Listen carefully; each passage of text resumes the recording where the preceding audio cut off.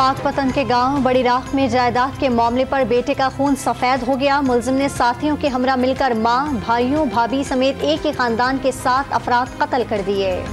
मुफ्त आटे का हुसूल जाने लेने लगा। मुजफ्फरगढ़ की तहसील जतोई में मुफ्त आटे के मरकज पर भगदड़, 60 साल खातून जाँ बहा के खातून जख्मी।